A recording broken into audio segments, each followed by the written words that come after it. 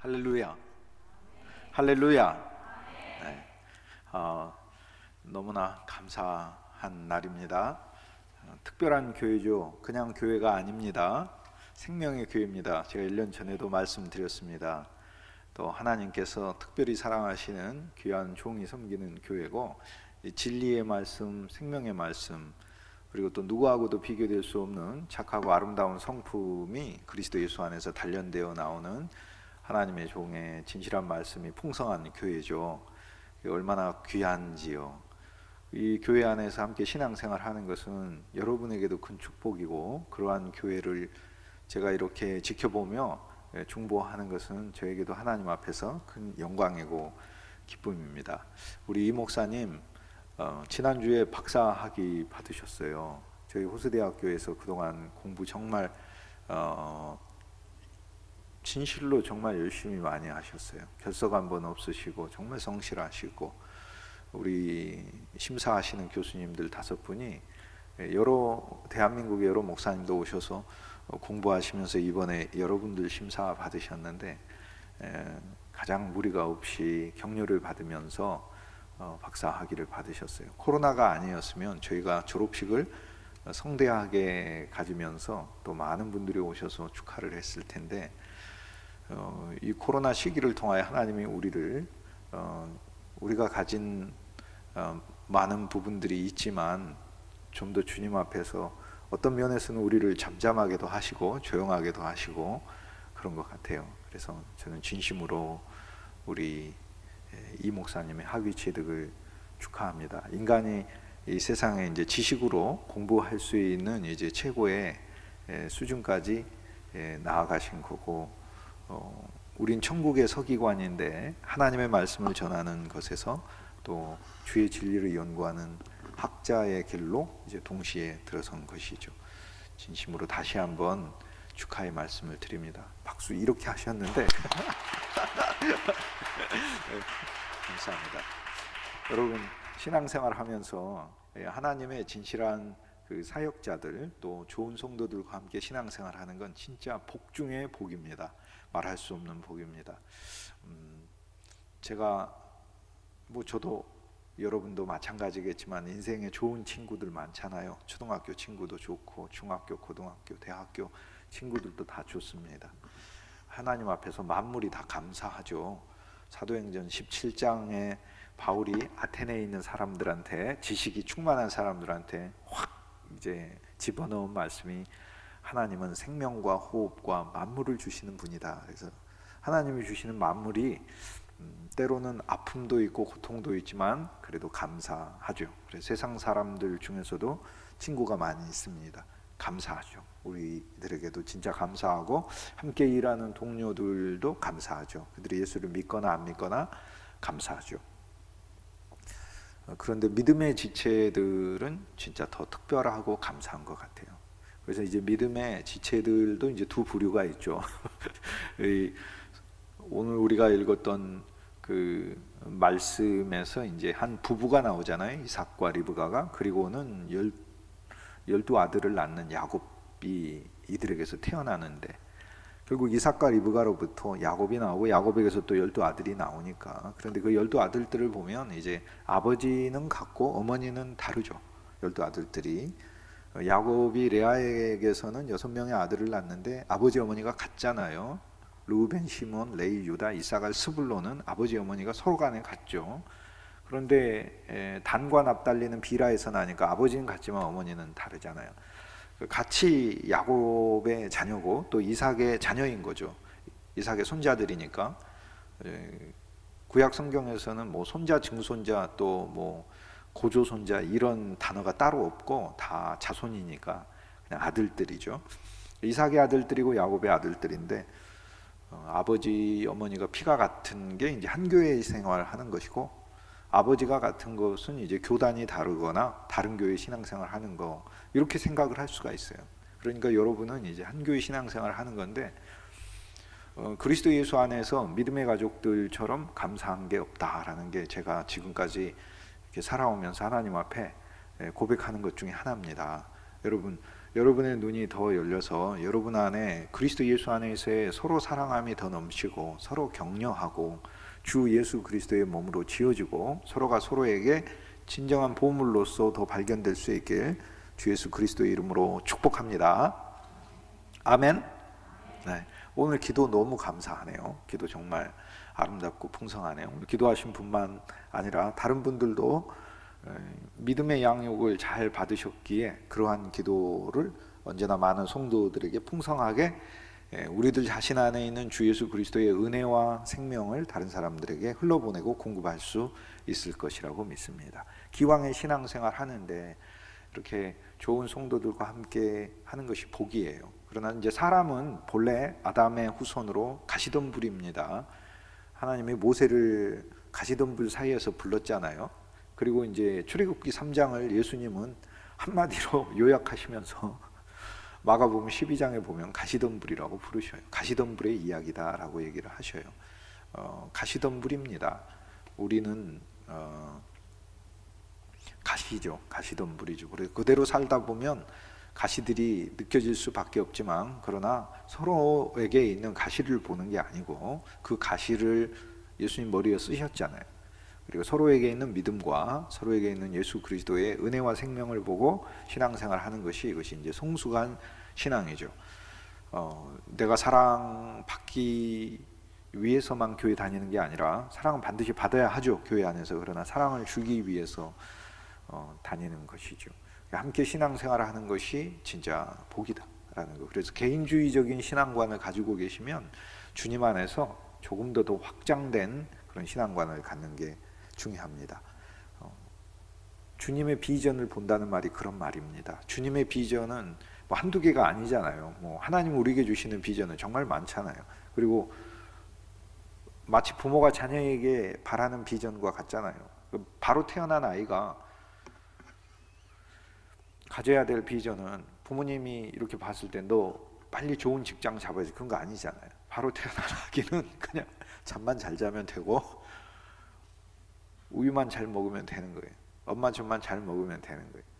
그런데 좀 더 있으면 이제 1살 되면 걸어 다니면 되고 위험한 장난 안 했으면 좋겠고 또 말 잘 들었으면 좋겠고 그 시대에 맞춰서 부모가 그 아이에게서 보기를 원하는 그 모습과 비전은 각각 달라지죠. 그래서 우리가 어렸을 때는 말하는 것이 어린아이와 같고 우리가 어렸을 때는 생각하는 것도 어린아이와 같았지만 그리스도 예수 안에서 하나님의 말씀 안에서 장성해 갈 땐 교회의 비전을 봐야 하고요.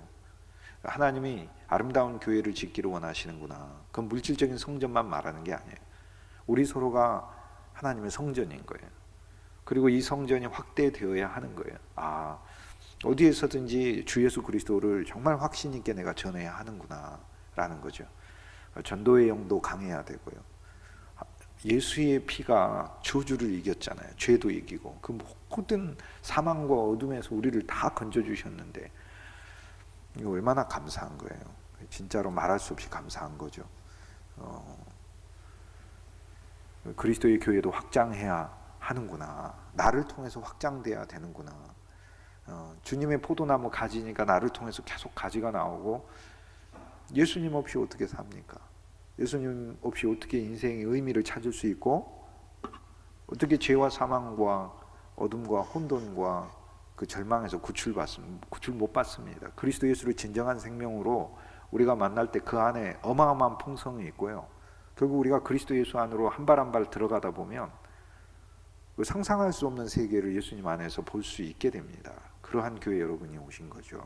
그래서 주님 안에서 더 큰 비전을 가졌으면 좋겠다 그렇게 생각하고 기왕에 신앙생활 하는데 하나님의 진리의 말씀이 살아있는 교회 또 주 예수 그리스도를 사랑하는 교회 생명이 있는 교회 얼마나 좋은 교회입니까? 그러한 교회에 속해 있다는 것은 또 특별한 복입니다. 잘못된 교회에 가가지고 신앙생활하면서 그럴 땐 이단에 빠지는 경우도 있고 또 율법에 빠져가지고 율법의 종노릇하면서 신앙생활하는 사람이 마음의 평강과 기쁨과 말씀 안에 있는 진리를 깨닫지도 못하고 그렇게 신앙생활하는 경우도 있고 파라오의 학정 아래에 있는 그런 성도들도 본 적이 있어요. 그러나 우리 하나님의 귀한 생명의 교회 이 교회는 얼마나 하나님 앞에 감사한지요. 여러분 앞에 기쁨이 충만하고 평강이 충만하고 주 예수 그리스도 안에서 한 비전을 보고 또 하나님의 일에 대한 또 선교에 대한 그런 구체적인 비전까지 여러분 안에 풍성하길 주님의 이름으로 축복합니다. 믿습니까? 오늘 말씀에 보면 창세기 24장이죠. 우리가 하나 알아야 될 것은 창세기가 50장이나 되는 긴 책이잖아요. 성경 처음에 읽기 시작할 때 창세기부터 다 읽죠. 그래서 하나님이 천지를 창조했구나 이것부터 깨닫는 거죠. 그런데 창세기에서 제일 긴 장이 오늘 우리가 읽은 장입니다. 창세기 24장 제일 긴 장입니다. 제일 긴 장. 이보다 긴 장이 없어요. 그리고 그 다음에 긴 장이 50절에 40절에 해당하는 장, 30절에 해당하는 40절에 해당하는 장이 그나마 서너 개 있고 50절에 해당하는 장이 두세 개 있고 나머지는 다 20절, 30절이에요. 다른 장보다 2배나 커요. 창세기가 50장이나 되고 거기에는 별의별 사건이 다 나오는데 오늘 우리가 읽었던 이 말씀 67절까지 있는 말씀이거든요. 근데 한마디로 혼인을 설명하는 장이잖아요. 이삭의 아내 리브가를 얻어오는 장이죠. 구약 성경에서 이삭은 예수 그리스도를 나타내요. 모리아 산에 올려져서 제물이 되셨으니까 그리스도 예수께서 참 이삭이 되셨으니까 그래서 구약의 이삭은 예수 그리스도를 나타냅니다. 아브라함의 하나님, 이삭의 하나님, 야곱의 하나님 우리가 믿는다는 건 아브라함의 하나님으로 하나님이 내 인생을 축복하신다는 걸 믿는 것이고 이삭의 하나님을 믿는다는 것은 내 존재가 모리아 산을 거친 존재라는 것을 믿는 거예요. 그리스도의 십자가를 거친 존재라는 걸 믿는 거예요. 여러분이 알거나 모르거나 우리는 다 그리스도의 십자가에서 죽었고 그리스도의 부활하면서 함께 살았어요. 문제는 우리가 이걸 모르고 살기 때문에 우리가 그런 존재임에도 불구하고 자기의 존재를 모르고 살기 때문에 풍성이 없는 거죠.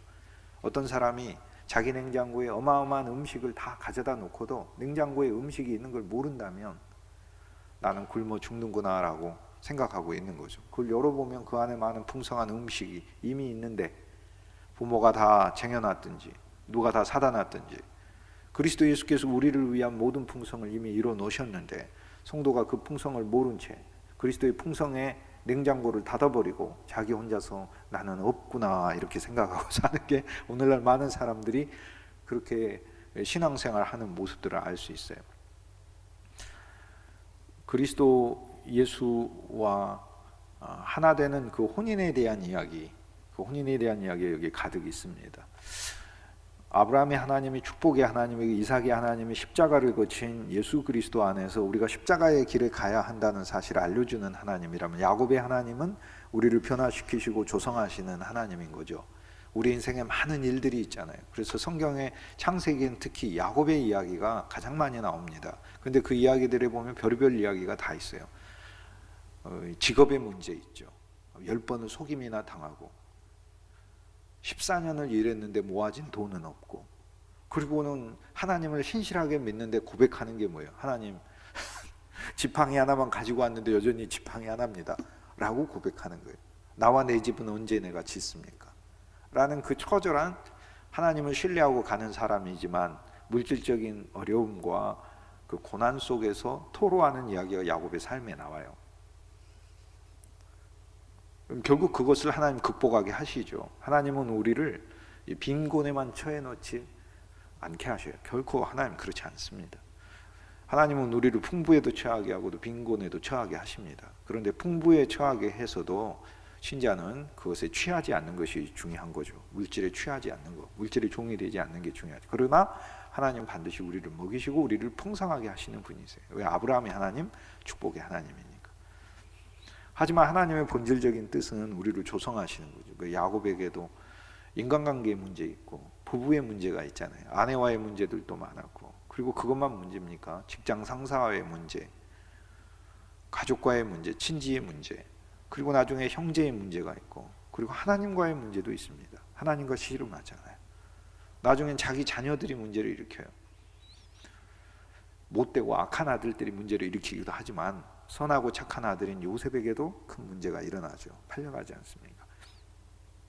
그러나 그 모든 인생의 과정을 다 거치면서 마침내 그의 눈은 감기고 만인을 축복할 수 있게 되고 하나님의 품에서 영원히 안식하는 인생으로 끝난다라고 하는 게 창세기잖아요. 그게 우리 인생의 한 면이죠. 그래서 우리는 아브라함의 하나님, 이삭의 하나님, 야곱의 하나님을 입체적으로 체험하는 것입니다.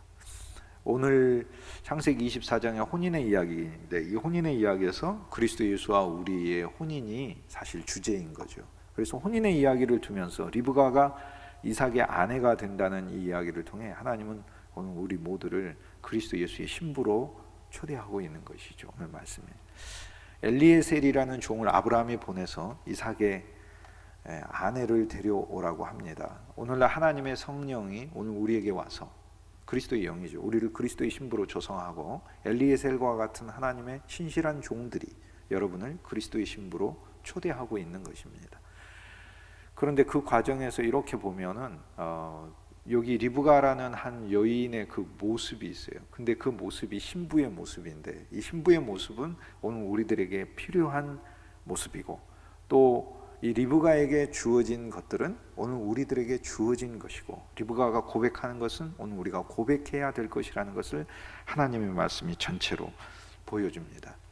리브가는 믿음의 사람이잖아요. 믿음의 사람. 그러니까 아브라함의 가문이 하나님의 길을 따르는 그런 믿음의 가문이라는 걸 리브가도 알고 있고, 리브가는 명백하게 아브라함을 알고 있어요. 왜냐하면 리브가는 자기의 족보에 대해서 정확하게 알고 있음을 오늘 말씀에서 본인이 스스로 고백하고 있기 때문에 그래요. 27절에 보면 자기의 뿌리를 고백하고 있어요. 오늘 있었던 말씀에 보면 리브가는 하나님을 믿는 사람이에요. 신실한 사람, 믿음의 사람인 거예요. 오늘 우리는 주 예수 그리스도를 믿는 믿음의 사람으로 출발했습니다. 우리는 믿음을 가지고 있어요. 많은 성도가 믿음에서 그치는 게 아니라 오늘 창세기 24장을 통해 그리스도의 신부로 나아가는 거잖아요. 그런데 예수님은 우리 이웃이죠. 가까이 계시잖아요. 얼마나 좋아요? 여러분 직장 생활을 할 때 예수님의 이웃으로 계셔요. 돕습니다. 우리가 생활을 할 때 예수님이 이웃으로 있어요. 그런데 예수님이 이웃일 뿐만 아니라 친구예요. 이웃하고 친구는 틀려요. 이웃은 가까이 있지만 친구는 내가 힘들고 그러면 전화해서 야 친구야 우리 식사 한번 하자, 커피 한잔 하자 라고 하면서 자기 속에 있는 이야기도 할 수 있죠. 그리고 친구가 돕기도 하고 그러잖아요. 예수님 우리 좋은 친구예요. 죄짐 맡은 우리 좋은 친구예요. 죄짐 맡은 우리 구주, 어찌 좋은 친구인지 친구죠. 그런데 예수님은 친구일 뿐 아니라 형제이고, 예수님은 가족이고, 예수님은 하나님이시죠. 만물을 통치하시는. 근데 하나님보다 더 좋은 게 실은 뭐냐면 우리 신랑이신 거죠. 저는 남자고, 그렇지만은 영적으로는 성이 여성인 거죠. 예수님의 신부니까. 근데 신부라는 것은 너무 좋은 거예요. 예수님의 것을 전부 다 소유하니까. 그래서 믿음의 사람에서 출발해서 신부로 오늘의 이야기는 이제 마감이 됩니다. 그리고 이삭의 장막에 들어가잖아요. 그리스도와 함께 그분의 집안에서 매일 생활하는 사람인 거예요. 이게 얼마나 풍성이 있는지 좋은지 모릅니다. 여기 신부가 되는 영적인 생명에 이렇게 진보의 과정이 이렇게 나와요. 믿음의 사람이죠. 그런데 이 리브가가 우물을 길로 다니잖아요. 성경에서 우물을 깃는다는 것은 육체적인 일만 얘기하는 게 아닙니다. 성경이 육체적인 일만 얘기를 한다면 고대 세계에 큰 업적을 남긴 사람들의 이야기로 가득 차겠죠. 오늘날의 우리의 세상의 역사책은 큰 업적을 남긴 사람들의 이야기로 가득하잖아요. 그러나 성경은 하나님이 보는 큰 업적이란 믿음이에요. 믿음이 있는 게 큰 업적이에요. 그래서 여러분의 부모님이나 나의 부모님이 세상적인 큰 업적을 안 남겨도 믿음의 사람이었다면 그게 하나님이 보실 때 제일 큰 업적이에요. 제일 큰 업적이라니까요. 하나님은 만물이 아무리 이렇게 그 어마어마한 문명을 이루었어도 노아의 가족 8명, 믿음의 가족 그 8명이 세상보다 더 귀한 거예요. 하나님에게.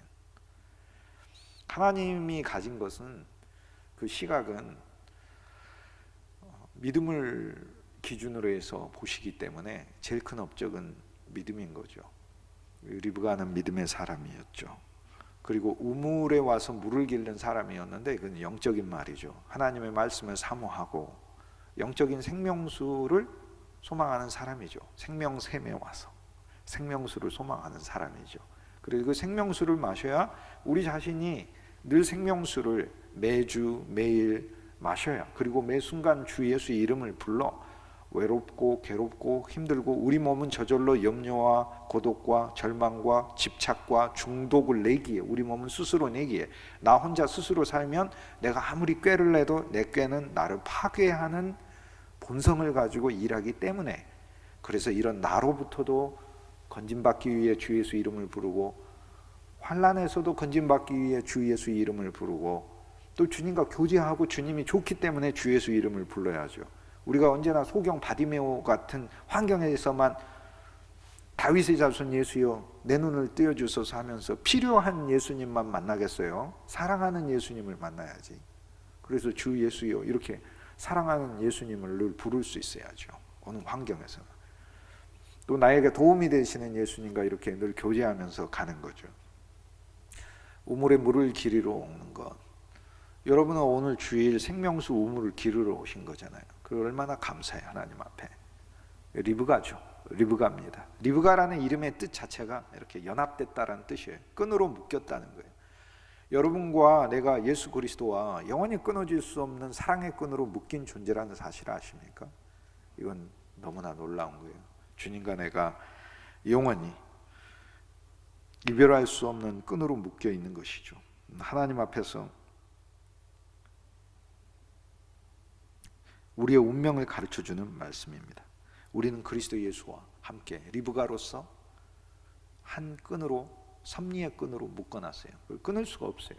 여러분이 아무리 힘센다고 예수님과 여러분의 끈을 여러분이 끊겠어요? 주님이 묶어두신 건데 우리의 운명이 주님과 함께 묶여진 거구나 라는 거예요. 예수를 믿어야 하는 운명인 거예요. 이것이 바울이 회심을 할 때 사울이었을 때 회심을 할 때 나사렛 예수께서 해주신 말씀이에요. 왜 말이 가시를 뒷발질하듯이 그렇게 사느냐는 거예요. 그 가시를 자꾸 차봐야 네 발만 아프다는 거예요. 그러니까 너의 운명은 앞으로 가는 것이지 나를 저버리고 뒤로 가는 게 아니라는 거예요. 네 앞에 내가 있으니까 내게 나오라는 거예요. 그게 우리 운명이에요. 나와 여러분의 운명은 어차피 예수님을 믿어야 하는 운명인 거예요. 그러면 그리스도 안에서 행복을 발견하고 그리스도 예수 안에서 풍성을 발견하는 게 우리의 의무다라는 거죠. 리브가가 우물을 기르러 나오는 여인이죠. 얼마나 감사합니까? 여러분의 일터와 직장과 가정과 학교와 여러분의 인간관계 속에서 여러분의 가정에서 또 교회에서 언제나 생명수 우물을 기르러 나오는 리브가가 되시길 주님의 이름으로 축복합니다. 리브가는 여기에서 보면 섬기는 사람입니다. 모든 낙타들 또 약대들 나귀 가축에게까지 물을 주는 여자이죠. 섬김을 알 수가 있습니다. 우리들은 좋은 그리스도인으로서 오늘 리브가의 모습이 오늘 우리들에게 있어야 합니다. 오늘 우리들 스스로만 먹는 게 아니라 다른 사람들을 먹일 수 있고 공급할 수 있는 풍성한 생명이 오늘 우리들에게 필요한 것입니다. 나와 여러분이 가정과 일터에 있을 때 오늘 우리가 그리스도 예수의 풍성에 반드시 젖어들어야 되는 이유가 있어요. 왜냐하면 내가 그들을 먹이기 위해서예요.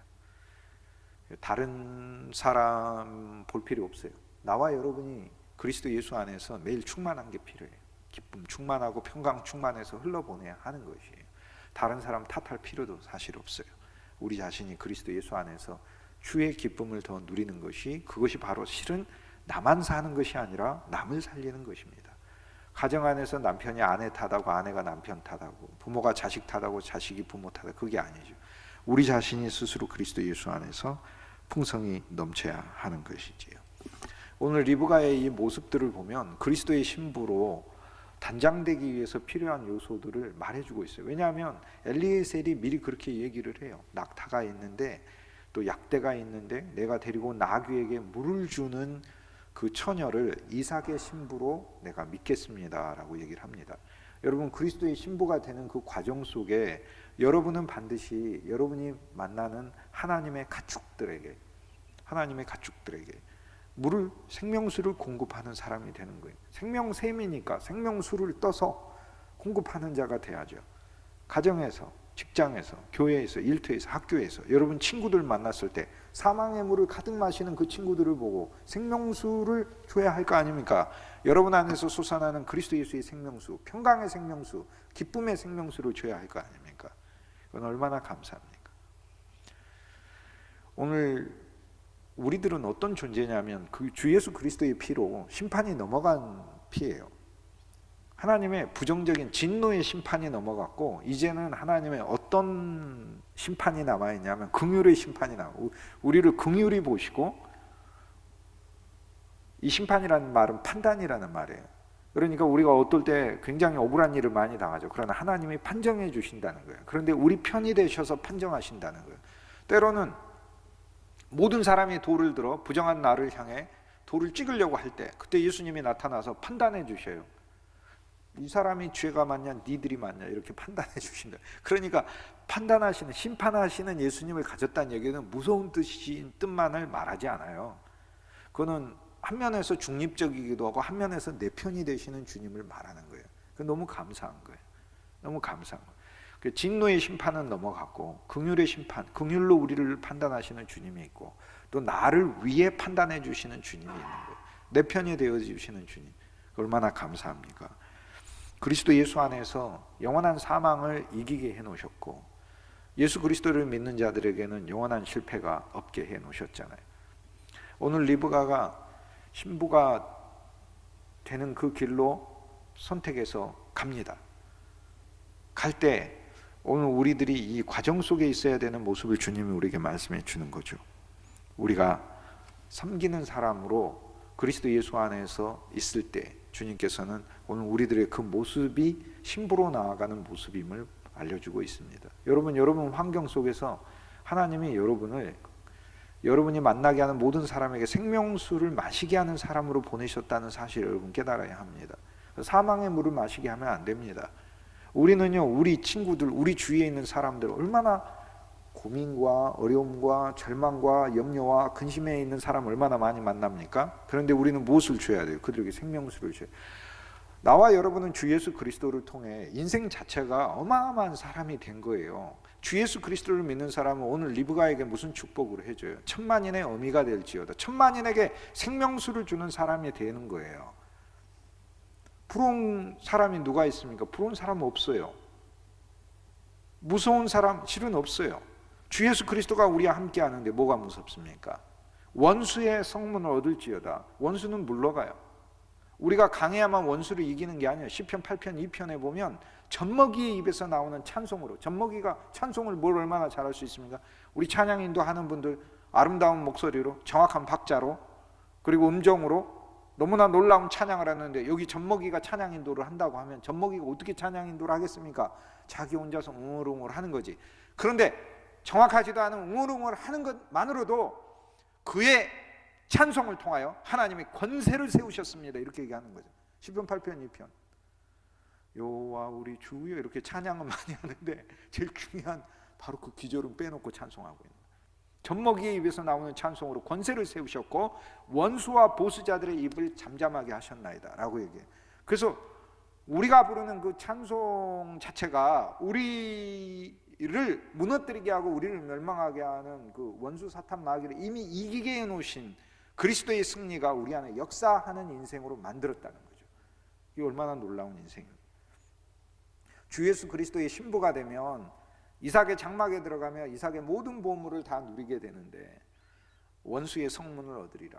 이미 얻었어요. 우리는 그리스도 예수의 신부의 길을 우리 마음속에 선택하며 오늘 우리가 세상을 살면서 왜 패배하느냐? 예수님의 신부가 되는 것에 대한 결심이 없죠. 근데 예수님 신부가 되는 건 너무 놀라운 거예요. 왜냐하면 그분의 모든 것이 내 것이거든요. 친구의 것은 내 것은 아니에요. 빌려달라고 할 수는 있어. 야 나한테 좀 나눠주면 안 되겠냐? 그러나 신랑과 신부가 되었을 때는 법적으로도 재산은 공동의 재산으로 해놓는 겁니다. 법적으로도 법이 판정하잖아요. 한 사람이 일방적으로 다 가져갈 수가 없는 거예요. 이게. 예수님의 신부가 되는 예수님의 모든 게 내껴야 된다는 걸 말해요. 예수님의 권세가 내 권세가 되는 거고 예수 권세 내 권세. 저는 어렸을 때 아주 조그만했을 때 기도원에 가서 예수님 권세, 예수님 권세, 예수님 권세, 내 권세 이렇게 할 때 그럼 몇백 번 부르면서도 나는 그게 무슨 말인지 몰랐어요. 도대체 무슨 말인지 몰랐어요. 그러나 감사하게도 내가 그런 젖먹이고 어린아이였어도 예수님 권세 내 권세 했던 그 말을 통해서 하나님은 내 인생 안에서 예수의 권세가 살아있는 인생으로 만들어주셨다는 사실을 나중에서야 깨달았어요. 여러분 여러분의 인생에는 실패라는 게 없어요. 그리스도인에게는 실패라는 게 없다니까요. 아예 없어요. 성경에 무엇이 실패가 있어요? 야곱이 뭐 양을 많이 갖지 못한 게 실패입니까? 삼촌이 임금을 속인 게 실패입니까? 실패라는 건 사실 없어요. 모든 것은 하나님이 우리를 양육시키시는 훈련이고, 또 뭐 그러니까 훈련이라는 단어도 실은 하나님의 사랑과 풍성을 왜곡시키는 단어가 될 수도 있어요. 진짜 하나님은 모든 과정이 우리에게 베푸시는 과정이에요. 고난도 베푸시는 과정이에요. 고난 없이 내가 어떻게 성숙해집니까? 여러분, 고난 없는 사람이 겸손할 수 있습니까? 겸손할 수 없습니다. 고난 없는 사람이 다른 사람의 긍휼한 마음을 보일 수 있습니다. 보일 수는 있겠지만 고난을 통과한 사람이 보이는 그 긍휼은 질적으로 다른 거예요. 내가 무엇이 잘 될 때 하나님이 부으신 은혜도 있지만 사방이 막혀버리는 가운데 나의 죄와 사탄으로부터, 그리고 심지어 하나님이 세운 율법으로부터 어마어마한 심판의 망치가 나를 향해 휘둘러지고 있을 때, 도저히 피할 환경이 없을 때, 그때 주 예수 그리스도께서 그 환경에서 나를 구출해 주실 때 얼마나 감사합니까? 말할 수 없이 감사한 거지. 그래서 사람의 고난을 통과하지 않고 어떻게 성숙해지고, 다 감사해요. 그리스도인에게는 실패가 없어요. 하나님은 실패도 우리에게 유익이 되게 하시고 실패에 망하게 하지 않으셔요. 그런 인생으로 이미 바꾸셨다라는 거예요. 무엇이 우리 앞에 오든 상관없어요. 심지어 사람들이 우리에게 악을 행하여도 요셉의 고백을 할 수 있게 되는, 당신들은 나에게 악을 행하였으나 하나님은 이것을 선으로 바꾸사. 그러니까 사람들이 우리에게 악을 행할 수 있어요. 괜찮아요. 뭐 나도 악을 행하니까. 하지만 바꾸시는 하나님이 있는 거예요. 그걸 통해 나를 멸망시키지 않는 하나님이 있는 거예요. 개인적으로도 교회적으로도 또 여러분 가정적으로도 많은 어려움이 있지만 세상 사람은 실패가 있죠. 맨날 실패하죠. 세상 사람은 잘된 것도 실패해요. 잘된 것조차도 실패라니까. 그 자체가 실패라니까요. 그러나 그리스도인에게는 실패는 없는 거예요. 예수님은 건져주셨으니까. 얼마나 놀랍습니까? 그리스도인들 중에는 그릇되게 요즘 뭐 드라마도 그렇고 환경도 그렇고 점치고 무당한테 가고 하는 사람들 말씀, 이거 회개해야 합니다. 우리는요 영원히 하나님이 축복해 준 인생이에요. 그래서 귀신에게 우리 인생을 물을 수가 없어요. 그리고 귀신은 우리 인생을 미래를 알 수 있는 존재는 없습니다. 하나님 외에는 없어요. 누가 여러분의 미래를 안단 말입니까? 미래가 아니에요. 우린 시간의 존재가 아니라니까. 과거, 현재, 미래를 사는 시간의 존재가 아니라 우리는 영원한 생명을 받은 영원을 사는 존재라니까. 영원에 속한 건 하나님의 시제인데 누가 영원에 속한 나를 아냐고요. 영원에 속한 나는 360도 앵글로 내 미래가 열려져 있는데 누가 내 미래를 아냐고요. 시간의 미래가 아니라니까요. 그건 영원에 속한 미래라니까요. 그래서 내 미래를 알 수 있는 사람은 오누지 한 사람도 없고 귀신도 내 미래를 알 수가 없어요. 귀신도 모른다니까. 귀신도 몰라요. 귀신이 어떻게 사람의 미래를 알아? 몰라요. 귀신이 하는 모든 말은 거짓말이에요. 귀신이 네가 잘 된다고 해도 그 말도 거짓말이에요. 귀신이 잘 된다고 하면 그게 잘 되는 게 되겠습니까? 귀신이 나보고 잘 된다고 하면 그건 잘 되는 게 아니에요. 그거는 귀신의 눈으로 봤을 때 그게 잘 되는 거면 그건 귀신에게 속한 영역들로 채워진다는 뜻인데, 그게 어떻게 귀신이 나보고 너는 큰일 났다 하면 그게 큰일 나는 겁니까? 귀신이 나보고 큰일 났다고 하면 큰일 난 게 아니라 그건 나한테 엄청나게 좋은 일이 일어나는 거예요. 그게 사람에게 있는 일이라는 것은 그 사람이 알 수도 없고 귀신도 알 수 없어요. 여러분, 귀신이 예수님이 십자가에 못 박히게 만들려고 얼마나 노력을 했어요. 귀신이 보는 건 그거예요. 예수님이 사람들을 고치고 다니시니까 예수님을 십자가에 못 박아 죽여버리면 예수님이 사람을 못 고치겠구나. 예수님을 없애버리면 예수님이 하나님 복음을 못 전하겠구나. 제자들도 못 뽑겠구나. 뭐 갈릴리부터 이곳저곳을 다 다니시는데 못 다니시겠군. 그렇게 생각하죠. 그래서 빨리 나사렛 예수를 죽여라. 막 나사렛 예수를 없이 하라. 그런데 나사렛 예수께서 십자가에 못 박혀서 죽으셨는데 그 죽음을 하나님이 어떻게 삼으셨어요? 온 인류의 그를 믿는 모든 사람들의 죄를 담당하는 속죄제로 사용하셨잖아요. 얼마나 놀라워요. 만인을 구원하는 제사로 삼았어요. 귀신이 하나님의 이 지혜를 어떻게 안단 말이에요? 귀신이 하나님의 이 지혜를 알았다면 절대 제자들을 충동해가지고 예수님을 버리게 하거나 가룟 유다의 마음속에 들어가가지고 예수님을 팔게 하지 않아요. 행여라도 가룟 유다가 예수님을 팔려고 하면 귀신이 들어가서 너 절대 예수님 팔면 안 된다고 그러는 거예요. 왜? 예수님 십자가에 못 박혀서 죽으시면 구속이 완성돼 버리잖아. 귀신이 어떻게 예수님의 길을 아냐고. 알지도 못해. 귀신은 예수님이 누군지도, 하나님이 지극히 높은 자라고는 하는데 자기보다 낮은 줄 알지. 그러니까 예수님 보고 뭐라고 해요? 나한테 경배하라고. 귀신이 자기한테 경배하라고 그래. 자기한테 경배하라고. 얼마나 우스니에. 그분이 하나님 자체이신, 육신을 입고 오신 하나님도 못 알아보고 있는 건데. 세상에서 제일 어리석은 존재가 귀신이라는 것을 보여주는 거예요. 귀신이 2,000마리가 있어도 주 예수의 이름을 담은 나와 여러분 한 존재에 비할 바가 아닌 거예요. 하나님이 주 예수를 믿어서 우리를 실패가 없는 인생으로만 다 회복하시잖아요. 하나님 다 회복하셔요. 우리를 먹이시고 입히시고 이끌어 가시는 거예요. 오늘 리브가에게 엘리에셀이라는 종을 통하여서 많은 선물을 줬어요. 코골이를 줬잖아요. 콕 끼어서 가는 거예요. 나와 여러분의 운명은 예수님을 믿어야 되는 운명이니 얼마나 감사해. 이건 감사한 거예요. 진짜 그분이 은혜이죠. 내가 힘들고 지칠 때 누가 나를 위로해? 그리스도가 와서 위로해주고, 내가 쓰러져서 일어설 수 없을 때 그리스도가 나를 다시 이렇게 세우시는 것이고, 내가 병들었을 때 내게 건강을 주시는 거, 예수님이 오셔서 마태, 마가, 누가, 요한복음에 나오는 모든 일을 나한테 다 행해 주시잖아요. 앞일이 보이지 않아서 캄캄할 때 그분이 오셔서 내 눈을 열어주시고, 내가 배가 고파서 인생의 들판에서 방황하고 있을 때 그분이 내게 오셔서 먹을 것을 주셔요. 내게 직업이 없을 때 그분이 내게 일을 주시고, 내 직업에서 아무 소산이 없을 때, 내 배가 텅텅 비어갈 때 그분이 내 배에 오셔서 나의 물고기를 많이 잡게 하셔요. 그리고 나서는 네 운명은 이런 돈 많이 버는 게 실은 네 운명이 아니야라고 얘기를 해주셔요. 내가 너를 물고기를 많이 잡게는 해주지만 너는 본질적으로 이 세상에 사람을 낚는 어부로 내가 너의 코를 꼈어 라고 하는 거예요. 너무 감사한 거예요. 예수님은 은혜고, 예수님은 생명이고, 예수님은 긍휼이고, 예수님은 사랑이잖아요. 그러면 내가 사랑의 코 끼었고, 은혜의 코 끼었고, 생명의 코 끼었고, 긍휼의 코 끼었고, 예수님은 풍성이고 축복인데 그분의 코 끼었다는 건 얼마나 감사한 거예요. 이거 너무 놀라운 거예요. 여러분이 나는 주 예수님을 믿습니다 라고 이미 고백했어요. 세례를 받는 순간 알게 모르게 여러분은 진짜 어마어마하게 심각한 문서에다가 영적으로 서명해 버린 거예요. 여러분 물건을 사러 가서도 그 밑에 있는 세부적인 거 거의 대부분 안 읽잖아요. 그냥 대충 하고, 자동차 살 때도 보면은 그 밑에 보면은 밑에 조그마한 글씨로 보험 하나 들 때도 마찬가지고 어마어마하게 많은 게 있지만 그거 하나를 돋보기로 하면서 전부 다 공부해 가면서 서명한 사람이 어디 있어요? 그냥 대충 나하고 계약을 이렇게 알선해 주는 그 사람 당사자나 해당 회사 또는 뭐 여러 가지 그거를 상황을 믿고 신뢰하고 이렇게 서명하는 거지. 근데 우리가 예수님을 믿을 때도 마찬가지예요. 주 예수님 믿습니다 이렇게 하는 순간 예수님의 피로 우리 심령에 부어지면서 그 피로 우리도 서명을 해버렸어. 자기 이름을. 나 김동주는 예수님 이렇게 믿습니다. 여러분 이렇게.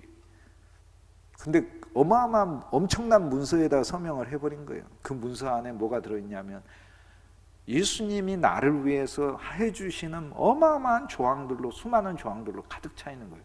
내가 너를 지키고, 내가 너와 함께하고, 내가 너를 인도하고, 너 나한테 코 끼었다, 그런 얘기예요. 예수님 얘기가. 그 얼마나 감사해요. 이야, 코 끼었구나. 진짜 감사해요. 주님이 나를 끌어주지 않아요. 코골이를 선물로 줍니다. 그 다음 팔걸이, 나를 인도하신다는 거 아니에요. 리브가에서 발견되는 이 선물들의 물목을 보세요. 여러분도 마찬가지예요. 여러분 운명이 뭐예요? 예수님을 피해서 살 수 있을 것, 천만의 말씀. 그 자체가 불행이라니까. 자체가 불행. 그리스도는 나와 여러분은 정말 행복하게 하시고, 우리 인생에 거치는 많은 환난을 통해서 욥과 같은 고난을 거친다 하더라도 주 예수 그리스도의 부활의 생명 아래서 하나님이 주시는 새로운 회복들을 늘 누리면서 결국에는 우리 한 존재가 이렇게 시간을 살면서 점점 젊은 아름다움이, 육체로는 아름다움이 나이 들어서는 노화되지만, 그러나 우리 속에는 영원한 생명이 더 풍성해지고 하나님을 향한 감사와 찬송이 훨씬 더 우리 속에 많아지는 인생으로 하나님은 우리를 만들어 두시고, 그리고 시간 속에서 우리가 여행을 잘하고 다시 하나님의 품 안으로 돌아가는 거예요. 이것이 바로 인생입니다. 영원한 나라에서 영원한 생명을 사는 거죠. 리브가를 데려가면서 엘리에셀이 그 가족들에게도 선물을 줬어요. 낙타에게 있는 많은 물목에 있는 선물들을 주고, 그리고 거기 함께하고 있던 리브가의 가족들에게도 의복도 줬어요. 여러분, 나와 여러분 한 사람이 주 예수 그리스도의 신부가 되고자 할 때 하나님은요 진짜 나와 여러분을 통해서 우리 가족들을 축복하셔요. 진짜로 축복하셔요. 그들이 잘 믿건 안 믿건 사실 그런 차원을 넘어서 축복하셔요. 진짜로요. 여러분, 여러분에게 형통한 건 여러분 부모님들의 믿음, 여러분 할아버지 할머니의 믿음이 있기 때문에 그래요. 진짜로 그래요. 오늘 리브가에서 배울 것이 또 있어요. 리브가는 사실 그 외할머니 외할아버지 이름을 기억하고 있어요. 나의 외할머니는 밀가고 자기 아버지는 부두예요. 아버지 이름 모르는 사람이 어디 있어요? 나 여러분 다 아버지 이름 알고 어머니 이름 알죠. 그런데 외할아버지의 이름과 외할머니 이름 아세요? 여기 있는 분 중에 아마 다라고 하죠. 그럴 거예요. 여기 있는 분들 거의 다는 아실 거예요. 그런데 저도 한참 후에야 제가 커서 물어봤어요. 어머니에게 외할아버지 조남이 어떻게 돼요? 외할머니 조남은 어떻게 돼요? 해서 그것도 내가 잊어먹을까 봐 여기다 써놨어요. 휴대폰에다가. 두 분 다 돌아가셨지만 우리 외할아버지 이름, 우리 외할머니 이름 이렇게 써놨어요. 그걸 몰랐어요. 그런데 밀가는 만나자마자 엘리에셀이란 리브가는 만나자마자 자기 할머니, 외할머니는 밀가고 외할아버지는 할머니는 밀가고 할아버지는 나홀이다 라고 아예 이야기를 하는 거예요. 자기 믿음의 족보를 알잖아요. 자기 믿음의 족보. 우리 주 예수 그리스도 안에서 신앙에 대해서 더 깊게 들어간 사람이죠. 여러분, 나와 여러분을 주님이 여기 신부로 불러내고자 초청합니다. 네가 가겠느냐? 라고 그의 가족들이 물을 때 리브가가 가겠나이다 라고 대답하잖아요. 가겠나이다. 저는 이 대답이 너무 아름다운 것 같아요. 늘 이 24장을 보면 저는 바로 이 단어에 꽂혀요. 신부로 그 길을 가겠느냐라고 묻는 거예요. 주위 환경도 사람도. 그런데 가겠나이다 라고 얘기하잖아요. 그러니까 전에 그냥 종교 생활하고 그냥 예수님을 단순하게 믿는 거 그냥 축복받고 주님이 준 선물 많으니까 선물을 누리는 데서 그냥 있겠느냐, 아니면 그리스도의 신부의 길로 예수님과 함께 한 장막에 들어가는 길로 가겠느냐 라고 묻는데 리브가가 가겠나이다 라고 대답하잖아요. 그에게서 누가 나와요? 이삭도 남편이 되어 모든 풍성을 받게 되고, 이 리브가와 이삭에게서 야곱과 에서가 나오고, 야곱에게서 유다와 그의 형제와 또 자랑스러운 아들 요셉도 나오고 다윗 왕도 나오고 예수 그리스도가 나오지 않습니까? 그리스도와 함께 연합하여 그분의 신부가 되는 길로 우리가 갈 때에요, 주님 우리의 삶을 진짜 복되게 하셔요. 육체적으로도 나와 여러분의 후손들을 복되게 하시고, 그리고 영광스럽게 하셔요. 우리 인생의 긴 과정에서 보면 하나님을 기뻐할 수밖에 없어요. 그리고 내가 가는 그 길 때문에 하나님은 주의를 축복하셔요. 여러분, 기왕에 예수 믿는데 가겠느냐? 그러니까 가는 거예요. 오늘 24장을 맨 마지막에 보면 이삭이 리브가를 얻고 위안을 얻었다 그렇게 돼 있어요. 여러분, 예수님이 우리를 신부로 얻었을 때 그때 예수님의 모든 슬픔과 아픔과 고통이 실은 풀리는 거예요. 예수님이 기쁜 거예요. 내가 예수님이 신부가 돼도 내가 기쁜 것 같지만 실은 예수님이 더 기뻐하시죠. 우리를 신부로 얻었기 때문에. 여러분, 그냥 하나님의 백성이지만 백성으로만 살지 말고, 또 하나님의 예수의 피로 거듭난 자녀이지만 자녀로만 살지 말고, 예수님이 가진 모든 풍성을 함께 누리는 그분의 신부로서 사시길. 가겠느냐? 이 길을 가겠느냐? 그리스도의 신부로 사는 이 길을 가겠느냐? 이렇게 물을 때 가겠습니다 라는 대답을 가차없이 할 수 있는 저와 여러분이 되게 주님의 이름으로 축복합니다. 기도하시겠습니다. 거룩하신 주 예수님 감사합니다. 섬김의 길, 믿음의 길, 하나님의 진리를 아는 길에 있는 저희들을 성령을 통하여 물으시는 질문, 주 예수의 신부가 되는 길로 가겠느냐? 이 질문에 주님의 영 안에서 우리가 그 길을 가겠다고 결단하며 그 길을 걷는 우리 모두가 되게 하여 주옵소서. 이 길을 걸을 때 우리 주위에 있는 모든 자들에게 축복하시는 주님을 발견하게 하시고, 우리들 때문에 기뻐하는 예수님을 깨닫게 하여 주셔서 천만인의 생명의 어미가 되게 하셔서 만인을 격려하고 믿음의 길로 인도하는 귀한 주의 신부로 쓰임받게 하시고, 우리들에게서 아름다운 주 예수 그리스도의 복음이 곳곳에 확장되는 놀라운 역사가 나타날 수 있게 하여 주옵소서. 주 예수 그리스도 귀하신 이름으로 감사하고 축복하고 기도합니다.